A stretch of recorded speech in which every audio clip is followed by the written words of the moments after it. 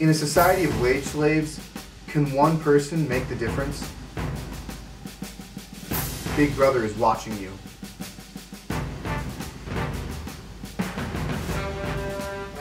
If you will not fight for the right when you can easily win without bloodshed, if you will not fight when your victory will be sure and not so costly, you may come to the moment when you will have to fight with all the odds against you and only a precarious chance for survival. There may be a worse case. You may have to fight when there is no chance of victory, because it is better to perish than to live as slaves. Winston Churchill. Is currently at orange. Please be aware of the increased threat and report any unintended effects. Hi, this is Corey Blair with VTV reporting live from FEMA Region 8 in Denver, Colorado. Now, in headlining news, the answer to 1984 is 1776. We're going to read a little bit of the text from the novel 1984, written by George Orwell. It was the police patrol, snooping into people's windows. The patrols did not matter, however, only the thought police mattered. The telescreen received and transmitted simultaneously. Any sound that Winston made above the level of a very low whisper would be picked up by it. Moreover, so long as he remained within the field of vision with the mental plaque commanded, he could be seen as well as heard. There was of course no way of knowing whether you were being watched at any given moment. Nobody heard what Big Brother was saying. It was merely a few words of encouragement, the sort of words that are uttered in the din of battle, not distinguishable individually, but restoring confidence by the fact of being spoken. Then the face of Big Brother faded away again, and instead the three slogans of the party stood out in bold capitals. War is peace. Freedom is slavery. Ignorance is strength.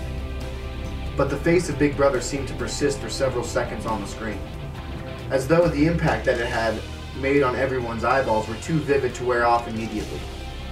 The little sandy-haired woman had flung herself forward over the back of the chair in front of her. With a tremulous murmur that sounded like, "My savior," she extended her arms toward the screen. Then she buried her face in her hands. It was apparent that she was uttering a prayer. This book was just a novel written in 1949. George Orwell had a vision of an authoritarian society, a martial law state. We are now approaching that time. We are living in that time frame. It is now where we need to stand and rise up and say to ourselves, when is enough enough? When will America and the rest of the world rise against tyranny and oppression? This corruption must end now. We've already lost our privacies thanks to the Patriot Act and the TSA and Homeland Security. And who knows what will happen next? The economy is collapsing as planned by them. This capitalistic state of society was designed by them.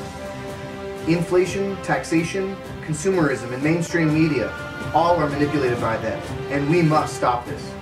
V for victory.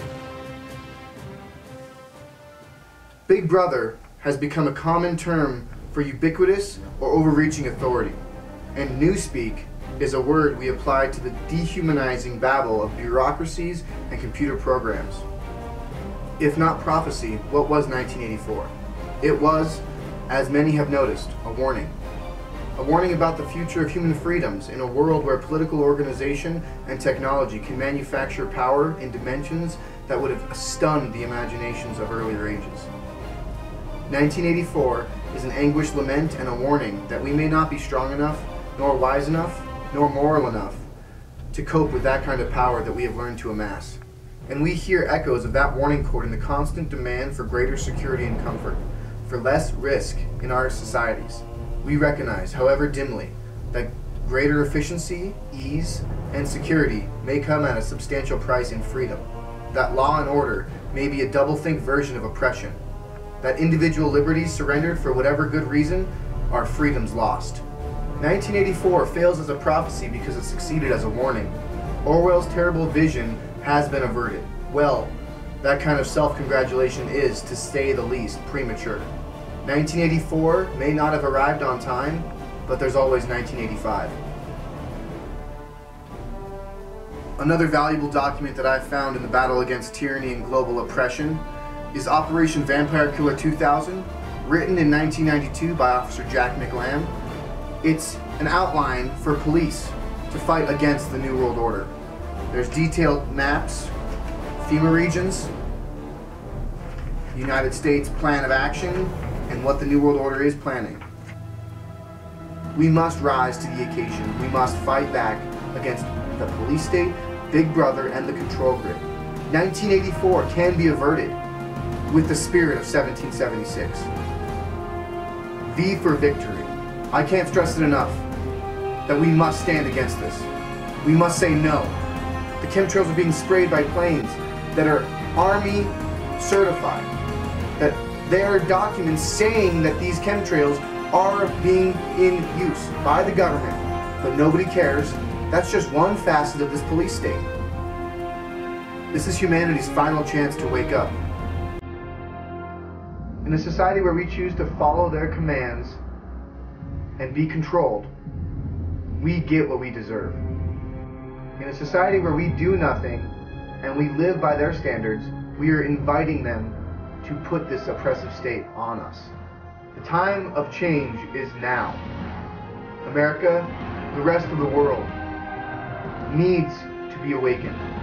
We are at a crossroads, a pivotal point in humanity. Many places around the world have spoken about a time of change. This time of change is happening now. We must say no to the corruption. We must say no to this martial law police state.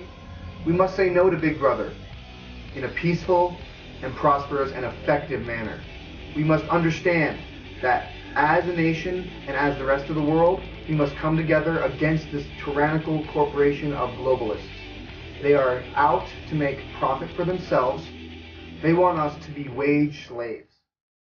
We must not let that happen. We must rise to the occasion of a 1984 George Orwellian oppressive society and fight back with the American spirit of 1776. V for victory. Get out there and spread the truth.